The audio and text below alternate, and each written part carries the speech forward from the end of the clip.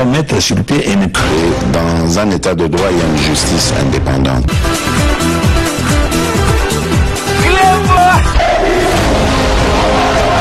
Ce n'est pas pour rien qu'il faut des conseils. C'est vrai, tu vas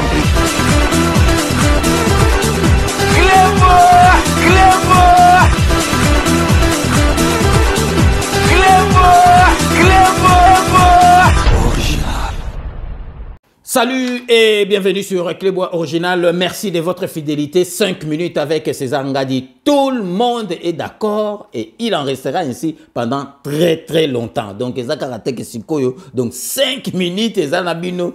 Si vraiment donc Nasuka, Tozanabino Torokende 2023, Toza 5 ans Nabiso Tina 2028. Donc, Tokotika Kabinote parce que 5 minutes, ils allaient nulle part ailleurs. Dès que Sarabino pour retrouver en kaka na Clébois Original, pas avec n'importe qui, c'est avec le grand prêtre César Ngadi. Donc, Lelo Nalingi Kama Nabeta, Nala Musabatu, Ebele po Batuba comprendre parce que Boyebi ke Namboka Nabiso. Ba Congo bazwa pouvoir, Bangala bazwa pouvoir, ba Swahili bazwa pouvoir, mais bato belé ba bandai koloba ke mulu bazwa jamais pouvoir. Donc yangona bato belé ba mona neti congolais lingaka mulu bate yangona pe tozali ko mona ngo sikoyo parce que donc mulu ba souffrir pour avoir pouvoir, mulu ba zupe pouvoir, il faut pe ba sepe la paix, ba sala musala pe toujours mona ke ba luba pe donc président de la République donc première fois toujours président de la République à Kinoa mulu ba mais Kinoa toujours mona ke musala pe zali ko kende bien. Maintenant lingi na yebisa bino ndenge bomoni bino mo na kati ya titre ba luba donc naza mukongo à 100% de père et de mère mukongo mais naza bien placé parce que ce que moulou ba mutalo ba makambo ba de moulou à côté la bande de naza ko yebsa bino ndeng bomoni na titre ba luba bazali ba vrai démocrate na mboka na biso par rapport à bekolo mususu po bozali ko mona bino moko ba luba bakangi bandeko na bango ba luba bakangi bandeko na bango ba luba wa tomoni donc bakangaki awa balubo bakangaki tomoni kabundu bakangaki awa vidéo bakangaki awa donc François Beya bakangaki 3 baluba bakangi bango tomoni ata baluba teke ba marché o babimi na balabala bandeko na biso baluba il faut botika bonabo mais bato belé baluba bazali ba tribalisme mais tozali ko monango baluba baza ko comprendre démocratie baza ba vrai démocrate ko leka bekolo mususu pour exemple tomona awa gouverneur ya ba Congo bakanga ki fakwa bakangi na ki fakwa mais tout le monde ki ba Congo batomboki basangaki libération ya gouverner sinon te engai ko beba bolanda bino moko na ba image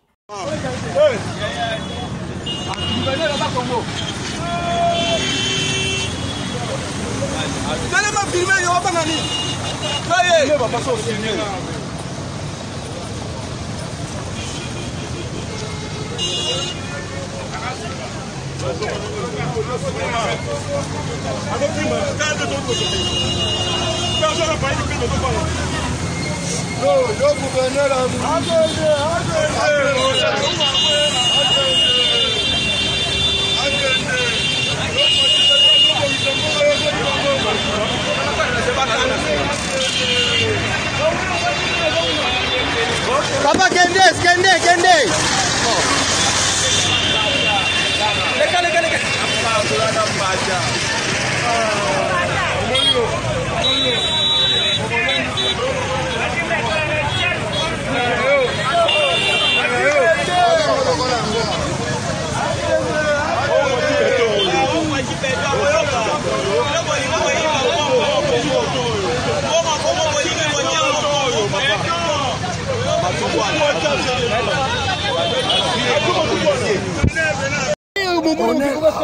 Alain Lutete, oyo bosali, tosepeli na binti.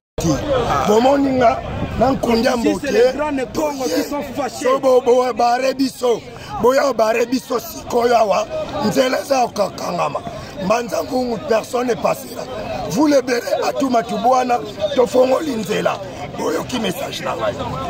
bino moko bomoni ndenge ba Congo batomboka pour tango bakangi gouverneur ex-gouverneur ya ba Congo et puis to monaki donc ministre ba Conga bakangi to monaki donc Mokia Mokia bimine ko non boza contre Bangala basale bino ndenge nini bomonaki donc Mokia tomboki parce que bakangi fakwa bakangi fakwa donc bakonga bakangi bino moko bolanda ndenge Mokia atomboka na télévision. Vous avez aussi parlé de la gratuité, mais apparemment la gratuité annoncée par Félix Antoine Tshombo Tshisekedi, cette gratuité a été sabotée. Aujourd'hui, nous avons appris, moi et vous, que le ministre de l'EPST, Willy Bakonga, il a été arrêté à Brazzaville. Il voulait aller en France avec 2 millions de dollars à sa disposition. Lorsque vous entendez les chiffres, ce montant-là, ça vous fait quoi? 2 millions de dollars, c'est rien par rapport à 200 millions et 800 millions de dollars. Je peux vous citer des chiffres des gens qui ont pillé dans notre pays. Ça, c'est rien. Il n'y a pas longtemps, nous venons de perdre les députés ici de l'Équateur, mon frère. Thomas Lokondo. Il n'y a pas longtemps, au même moment, nous venons de perdre Mwanda. Jean Boko, de l'Équateur. Il est équatorien comme moi. Donc à l'Équateur, nous venons de perdre des grands leaders, des grands hommes politiques. Willy Bakonga a fait quoi? Ceux qui ont volé plus que lui, ils sont là. Il ne faut pas continuer à régler les comptes à l'Équateur. Les gens de l'Équateur n'ont rien pour voler. S'il y a un problème, vous l'attendez, tout ça, mais amplifier pour lui, que ça fait quoi? Du moment qu'il y a les vrais voleurs qui volent plus. Oh, mais est-ce qu'on vous dit que cet argent c'est... Ils sont libres.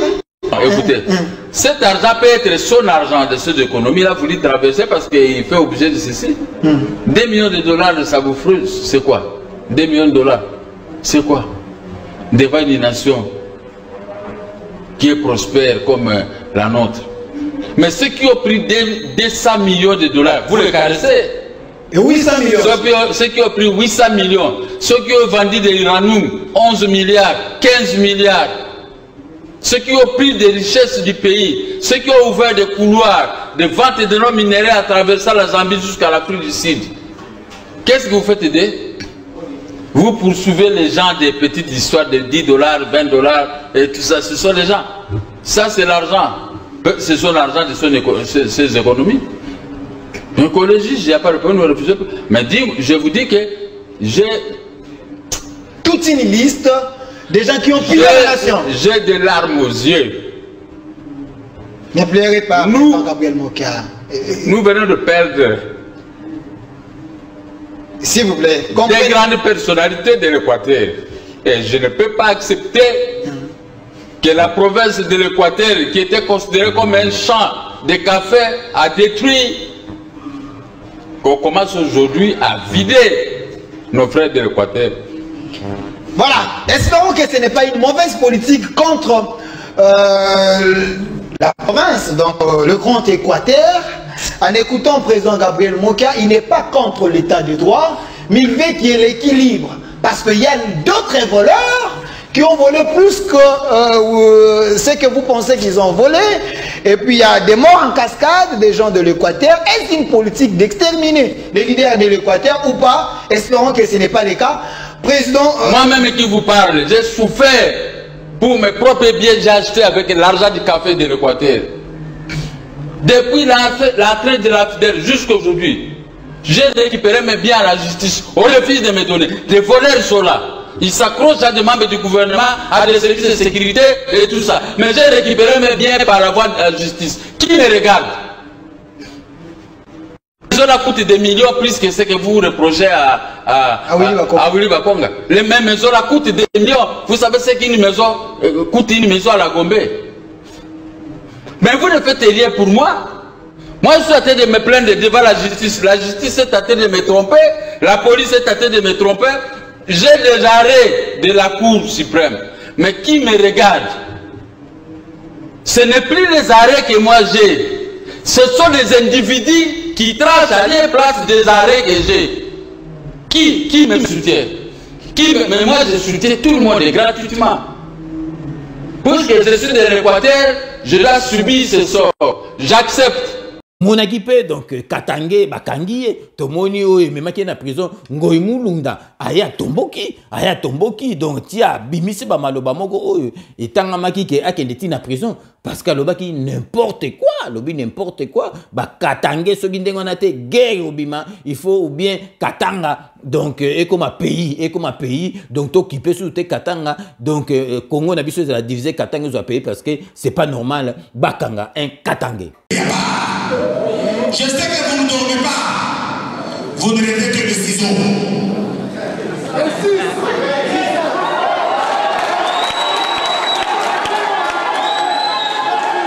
Quand les Katangais veulent marcher, ils ne font autre chose que les ciseaux. Si vous voulez que le Katanga continue à faire partie de la République démocratique du Congo pour toujours, je leur envoie un message. On n'est pas au stade de l'Orchid, s'il vous plaît. Je donne un message à tous les autres et aux dirigeants de ce pays. Si vous voulez que le Katanga continue à être dans la RDC pour toujours et que nous puissions tous partager équitablement ce que vous manquez chez vous, le lait et le miel, je vais du haut de cette terre, devant mon Dieu, vous dire les choses qui nous fâchent, nous Katangais, et qui vont nous pousser à couper, que vous ne vouliez pas. Maintenant, voici les choses que je demande aux autres là, s'ils ne veulent pas que le Katanga se coupe. La première chose, ils doivent respecter nos dirigeants. Et plus particulièrement notre leader du Katanga, le président honoraire, le sénateur à vie, Joseph Kabila Kabange. Deuxième chose, si vous voulez qu'on reste ensemble, vous devez respecter, la très respecter, notre mère Olivier Kabila, c'est notre maman. Le respect de nos dirigeants politiques, que nous avons démocratiquement élus. Arrêtez de les corrompre. Arrêtez de les humilier. Vous voulez créer une majorité avec nos dirigeants que nous avons placés quelque part? Ça ne plaît pas aux Katangais. Arrêtez le plan de déstabilisation de nos gouverneurs et nos assemblées provinciales dans le but de venir mettre vos valets afin de vous donner notre lait et notre miel. On acceptera. Vous continuez avec vos motions. La hache est déjà où? Est prête.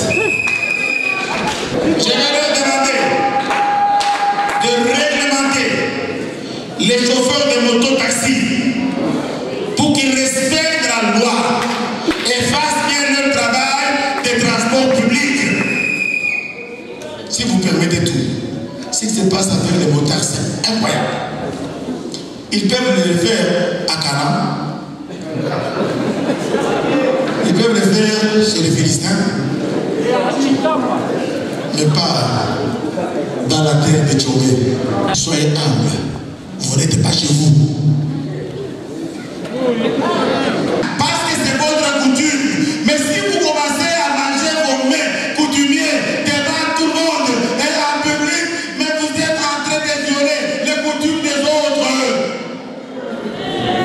Le lot, la ligne qui vraiment na tali sabatu na lobby yango nga naza mulubate naza mulubate batunyo so bazala rasima ya président na privé bazala balubate nga naza mukongo à 100% na ebisi bino makambo nde tozomona baluba bazo comprendre démocratie ko le kabekol mususu baluba baza plus démocrate que bekol mususu na pesi bino par exemple 3 muluba ba kangi bangwa wa to monite ke muluba ba kiti na balabala pour ba réclamer libération ya ndeko na bango muluba rien du tout kabunde vidéo donc François Beya bakangi bango nyoso to munu muluba telimité po aya ko ganga senga trouble ke à senga libération ya ndekono muluba parce que baluba bazala ba tribalisme baluba bango na bango na pesi bino sugo exemple bino mo bomoni ke muluba zali démocrate koleka beko lebele na mboka na biso donc to marqué pause na biso ya ba partenaire na biso boyebika ka Jijiling ezali plateforme oyo ya échange ya ba service ya communauté nyo surtout congolaise partout dans le monde même na Kisasa au koti na site jijiling.com au s'adhérer au commis na kati ya communauté à Jijiling au bénéficier na avantage nyo surtout donc au somba biloko na ba moins cher au zo musala au zo ba cadeau mais à condition il faut quota au s'enregistrer kuna donc jijiling.com bilmo boyebi kaka donc Kodia Simon et ça la nyoso po kaka batu nyoso tout bazwa ba ndaku surtout diaspora parce que on va aller bato diaspora donc offre mo spécial et à rentrer exactement le 30 octobre donc mabélé à partir de 2500 au sali yo moko eloko olingi parce que donc Kodia Simon ezotonga bandaku à crédit mais yo so mabélé na yo au sali eloko nyoso tout olingi donc restez connectés sur Clébois Original, on revient tout de suite.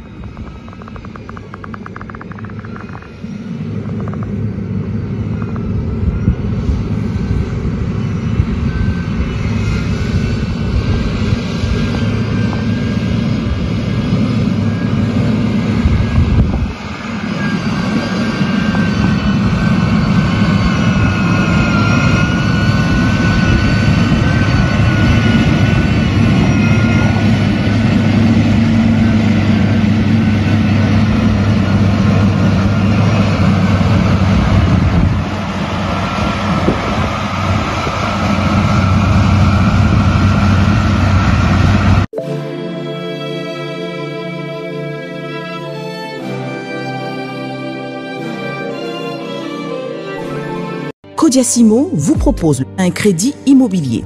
Vous êtes du Congo ou de sa diaspora? Vous désirez devenir propriétaire en RDC et faire construire votre maison en toute quiétude?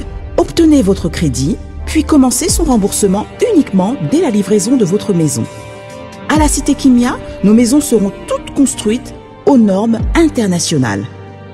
Située à seulement 25 minutes de l'aéroport de Njili, 10 minutes de Safari Beach, au cœur de cette cité moderne, vous y trouverez aussi un centre commercial avec plusieurs commerces de proximité. Nos bureaux sont situés au 173 avenue Mutombokachi, dans la commune de la Gombe, référence rond-point Forescom. Venez dès à présent réserver votre lot dans ce nouveau havre de paix à Maluku, ce nouvel Eldorado au Congo. Kodia Simon, la meilleure adresse pour construire la vôtre.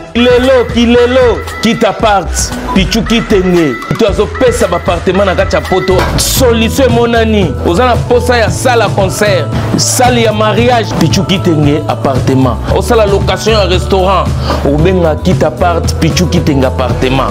Aux ana posa ya événement, au défilé de mode, au ba maman ba roya réunion, au sokinini. Pichu Kitenge appartement qui t'apparte. Aux a besoin de louer terrain. Oh, na bana utumbaranta banangai na nenga poto zone industrielle qui t'apparte. Pichu Kitenge appartement. Olingi ofungola o ba bureau qui t'apparte. Pichu Kitenge appartement. Numéro ya téléphone 0033 75 14 32 126. Benga na qui t'apparte. Pichu Kitenge appartement. Olingi ko sala achat ya lupangu na poto. Ozana Kisasa, ozana Ngola, Pichu Kitenge bakitenge ba ebele mais wana kita part. Check.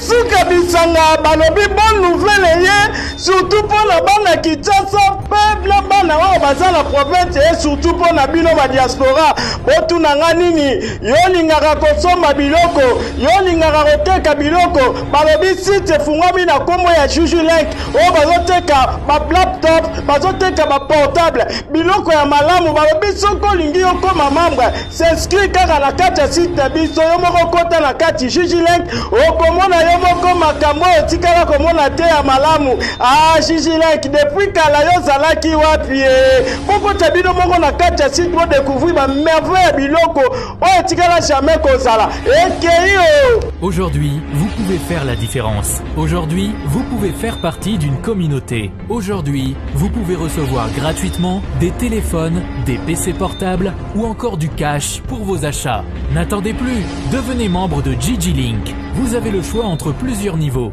Bronze, argent, or.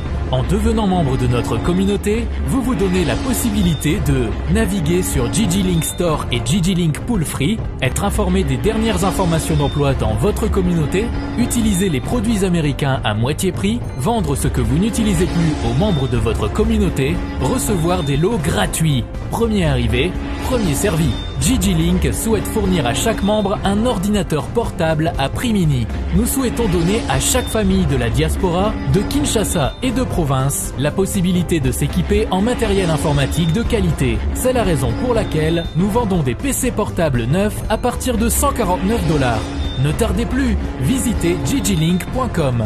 Ne tardez plus, visitez gigilink.com. Sepela TV ezali décodeur ya Banamboka. Sepela TV différence nango ezali na ba décodeur mususu oto zalaka nango na kati ya ndaku. Sepela TV botala ngo ezaka mukie.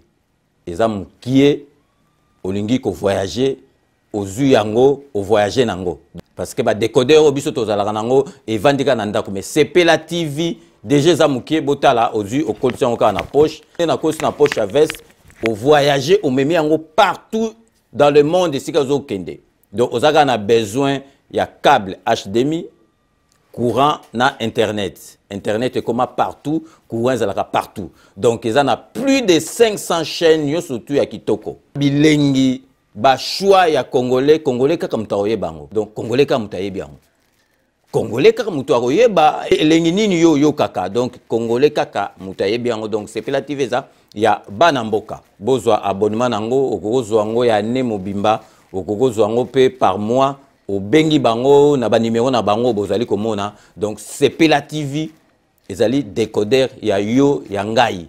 Donc ezali ya étranger te ezali ya Banamboka. Avec Sepela TV tout le monde est d'accord et il en restera ainsi pendant très longtemps. Bienvenue dans le monde de Sepela TV. Sepela TV est le décodeur qui vous permet de suivre les chaînes du Congo en direct de la diaspora. Wami Business, votre agence de fret maritime et aérienne. Vend des produits importés, lait de beauté, vin rouge, blanc, rosé, sel, sucre, désodorisant, eau de javel, savon de Marseille, casseroles et divers articles. À Kinshasa, nous sommes sur l'avenue Maringa 83, direction Assosa dans la commune de Kassavou. Pour plus de contacts, appelez-nous au plus 243 85 018 22 17 0033 75 80 96 032. Wami Business, toujours la qualité. Sur Paris, nous sommes au 5 boulevard Ornano 75 018. Wami Business avec Maman Mireille Wankaki, toujours la qualité. Chez Elbito Coiffure, toujours, ça marche comme ça là, avec l'expédition là. Toujours.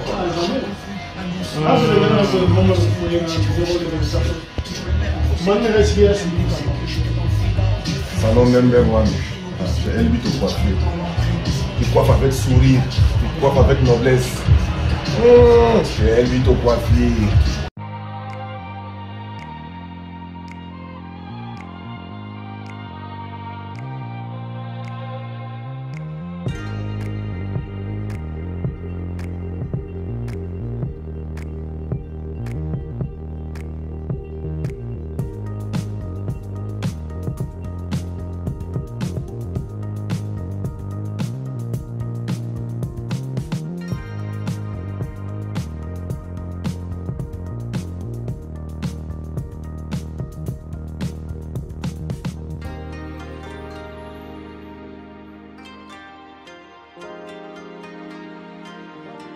Bino moko boiti kolanda wana baza ba partenaire na biso merci na fidélité oyo bosalaka pona bango et puis bango pena confiance ba pesa biso donc yango na lelo ezalaki kaka eloko mo pona kotimbisa batu na koloba parce que ngai nazali donc na koyi kolo bango sans gêne que ba critiquer ngao mulu babonabo non ngai na lingaka bekolo nyoso tout ezali teke pona kokotela balubo bien à diviser bekolo non boyebi bato bayebinga pe bayebi que 5 minutes César ngadi azalaka jamais tribaliste.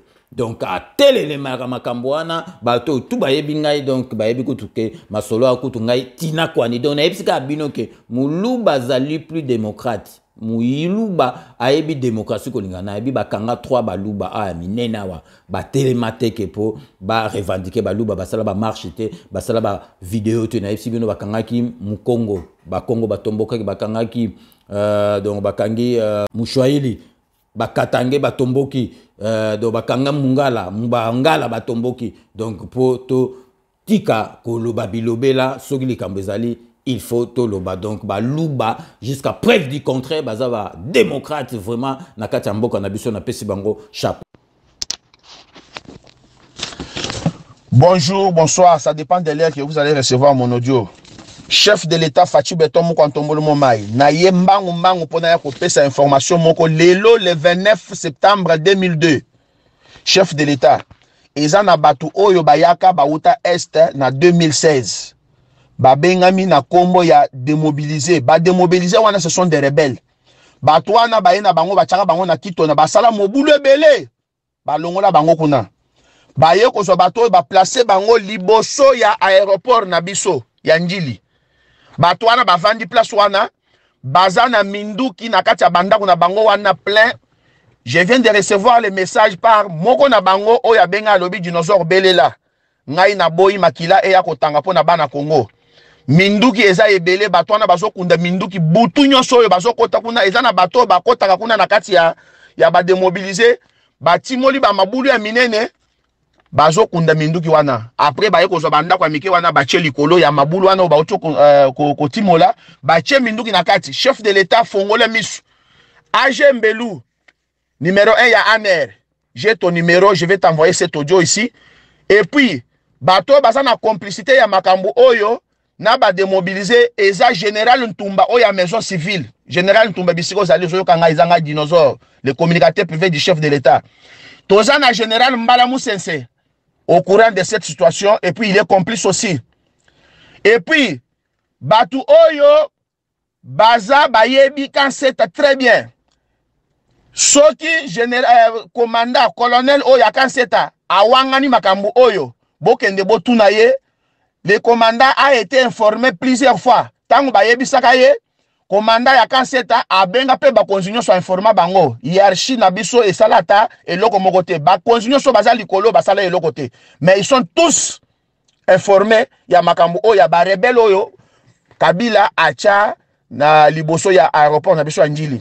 Chef de l'État tinda bato kaka lelo kolala pongite nazo tindelo audio oyo yomoko na batu nyonso baza zinga soki Fachi atangi message oyo boyede Fachi botinda batu yo mutu a renseignement o azosala intérim ya Delphin Kayimbi tinda batu rapidement bokende wana mokonzi ya garde républicaine Christian Chiwewe Général Chiko nazobele la bino que no botinda batu à l'immédiat d'urgence botinda batu rapidement bato basana kacha ko préparer moi eloko avant que non ba exploser bino boko mela bango bo surprendre bango moko na bango muto auto benga ngai lelo le 29 bosala rapidement.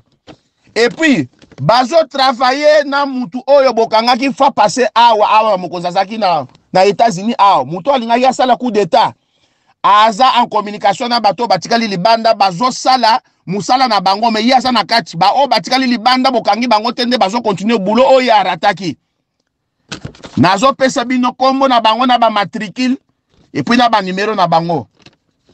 Tozana commandant régiment ya Kalemi kombo na ye Freddy Kabareka numéro na ye ya téléphone eza 099 56 37 913.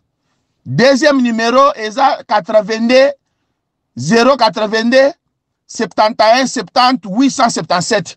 O eza numéro ya commandant régiment ya Kalemi Freddy Kabareka. Yende mutu azo opéré kuna en communication na général o azana kacha boloko o alinga sala coup d'état o euti ko raté. Tozongi tokei na Beni tozana colonel David Ipanga Mukaz. Azape commandant régiment ya 2103. A on azo pesa ba code wana ba konzinyo so bayebi o bayebi renseignement bayebi ta on azo lo ba régiment 2103 bo vérifier. Ba numéro na bango nga nazo pesa na ba matricule. Bo identifier ba matricule na bango, bo identifier ba numéro na boti nango na Vodacom pe na Orange. Bo zwa conversation na bango depuis 2016. Ti sikoyo boko comprendre que non musala ni bango ba manda ko sala. Bo zwa ba numéro wana, basi ba kati ba sim card na bango. Basi ba kati ba sim ba carte sim na bango za ko kata na déjà, mais bo zwa kaka bokota na ba données na bango boko zwa ba information nyonso. Mokonzi ya Beni oyo kombo na ye David Ipanga Mukaz. Matricule na ye eza 1 bar 64 bar 82 bar 86 84 46 1 bar 18. Na bandeli lisusu matricule ya David Mukaz, le colonel David Mukaz, commandant régiment ya 2103. Matricule na ye eza 1 bar 64 bar 86 bar 84 67 1 bar 18. Numéro na téléphone na ye ya David Mukaz eza 082 38 200 na suka toza na 85. Na bandel sous numéro na ye 082 38 20 085. Tokei suko na Baraka toza na colonel Bikaba Mungungu Feli. Na kati ya Baraka toza na colonel Bikaba Mungungu Feli. Matricule na ye eza 1 bar 75 bar 96 bar 04 1 00 bar 44. Aza observance commandant régiment ya 2202.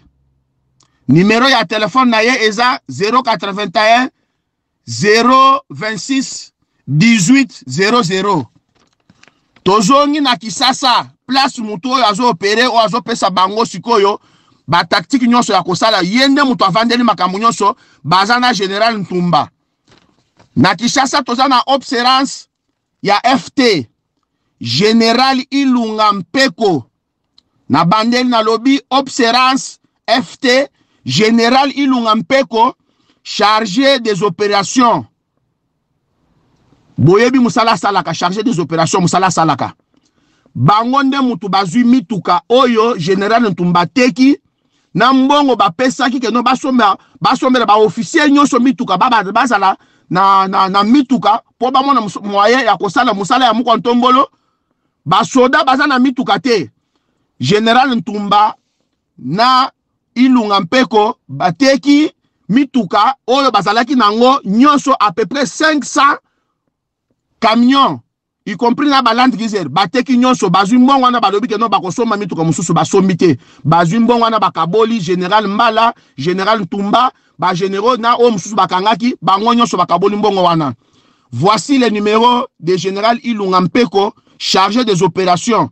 Ya FT na Kishasa. Numéro na eza 099 43 16 002 mukwantombolo mo mayo akanyinda tinda batu na yo kaka sikoyo renseignement congolaise ya régime na biso bakende sikoyo mbangu tinda batu ya rance tinda bango General John Chibango za wapi balingi baboma mokonzi mboka et pas bana mboka nanu o baza en complicité na bato azolo milayi pardon bo sala rapide o eza information vrai et fiable na oto zongo sikoyo John Chibango sala musala na yo Roi David Général Christian Chiwewe sala musala na yo le colonel Dédé Chala colonel Korando na aéroport balingi bakota na kati aéroport yo mokonzi ya kati aéroport bel nazo bele la bino nyonso bo fongole misu mokonzi mboka fongole misu bato wana baza deja na kati na biso tinda batu bakenozo minduki nyonso za na kati ya nini en face ya aéroport ba démobiliser nyonso ce sont des rebelles baza mieux placés baza batu ya muto amandef ya kingakati. Merci beaucoup. Onyo soju audio oyo bo partager ngo massivement bo tindela ngo ba colonel na ba généraux et puis soda nyos oyo akozwa ordre mal donné il faut boya ngo. So que colonel na yo pesi ordre moko boya ko sala eloko mabe beta e masasi. Yo général garde corps ya général soki général ayebisio eloko moko boya mabe contre mboka na biso contre président na biso contre régime oya biso beta ya masasi ko banga te bo sala ka ndenge Saddam oya policier asala ki kuluna bo sala ka bongo bozo ordre oya ute par les grands dinosaures bo sala ngo boza bana mboka muto a intimider binote il faut to sécuriser mboka na biso tokola na pongite ba ko mboka na biso e pa banguna bazo profiter bana mboka oyo baza miyibi o bango moko baza na pouvoir ya ko corrompre bango ko pesa bango mbongo. Général Ntumba, Général Mbala, vous devez démissionner. Bo démissionner, bo skomi pe mikolo, bo tike la bana mike. Bo tike la ba généraux ya mike ba nommé pe no nomination joya. Bazo bana mike ba comme ça bango ba généraux ba sala mboka musala. Ba sala mboka na biso musala. Ba sala musala kitoko na vision ya Fachi Beton mu Kwantombolo. J'ai dit et je vous remercie. Donc, Tokomi Nasuka, il y a émission Nabiso et Alelo. Merci de votre fidélité. Je vous laisse le soin d'en tirer vos conclusions et de me faire parvenir vos commentaires comme d'ailleurs vous en avez l'habitude. Tokomi Nasuka, donc, remerciement Nabiso et Banda toujours honorable Jean Moutala, Nakatia Londres. Merci Nanyo Sotou au sala rapport na 5 minutes avec ses angadi. Beloti Mavungu, vrai chéri Beloti Mavungu. Merci Nanyo Sotou au sala rapport na 5 minutes avec ses angadi. Donc, on repère ça. Le Blamenil na 93 Miniema Minos Miniema. Merci Nanyo Sotou au sala rapport na 5 minutes avec ses angadi. Dieu de Kumbi. Merci Nanyo Sotou au sala rapport na 5 minutes avec ses angadi. Vienanga Marcel Massoudi ya Marcel Massoudi na Katia Gani. Merci Nanyo Sotou au sala rapport na 5 minutes avec ses angadi. Chai Mukenge Chai Wabalenge na mon voisin Chai Mukenge Chai. Merci Nanyo Sotou au sala rapport na 5 minutes avec ses angadi. Babi Kisinga. Merci Nanyo Sotou au sala rapport na 5 minutes avec ses angadi. Jerry Mukuna. Merci Nanyo Sotou au sala rapport na 5 minutes avec ses angadi. Fifi Philo Faria, l'homme à la Mercedes, très propre, bah, débat na Mafio Tikini, na kati ya groupe, donc Mafio Tikini, et Pesaranga et Sengo, boye bake, tout ça, na kati ya groupe, Pefo, batumsusu, bake na rande, on a meto, on la boule que, bazali contre Fachi, bazali jamais, pe bakozalaka, jamais contre Fachi, il faut, bah, débat. Et ça la rende, on a bazana émotion, donc bazora, bah, décision, bah, comme avec émotion, mais, batumsu, pe bake na rande, ya malembe. Donc, vraiment, to keisi koyo na kati ya London sous pona repesa Felika Tumba merci na nyo surtout au sala rapport na 5 minutes avec ses angadi to keisi ko en Afrique du Sud pona repesa Joël Kaleu J Vitesse merci na nyo surtout au sala rapport na 5 minutes avec César Ngadi donc na 4 Espagne to kobo sanaka jamais. Vrai chéri na kati Espagne Beloti Mavungu, vrai chéri Beloti Mavungu. Merci Nanyo Sotou au sala rapport na 5 minutes avec ses angades na kati Alola na Bruxelles Toropesa Poutou de Yalola petite sœur propre Poutou de Yalola. Merci Nanyo Sotou au sala rapport na 5 minutes avec ses angades Torosugisa na Dokotolo na biso ndenge boyebi na FC bino football andara parlo santé zali émission ya santé Dokotolo na biso Jean-Paul Jamba salara donc Dokotolo Jean-Paul Jamba merci Nanyo surtout au salara pour 5 minutes avec César Ngadi. J'ai eu le grand plaisir de vous présenter ce 5 minutes avec César Ngadi, donc c'est la fin de celle-ci. Nous allons nous retrouver dans le plus bref délai pour un nouveau numéro. D'ici là, portez-vous bien et à très bientôt. N'oubliez pas, tout le monde est d'accord et il en restera ainsi pendant très longtemps. Bobo Sanate, Kanambe, Arozwa, Masolo, Nambutu, Penadikos.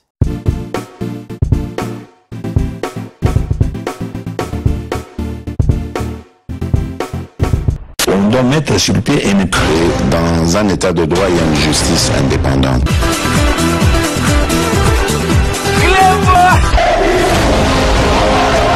Ce n'est pas pour rien qu'il faut découvrir. C'est vrai,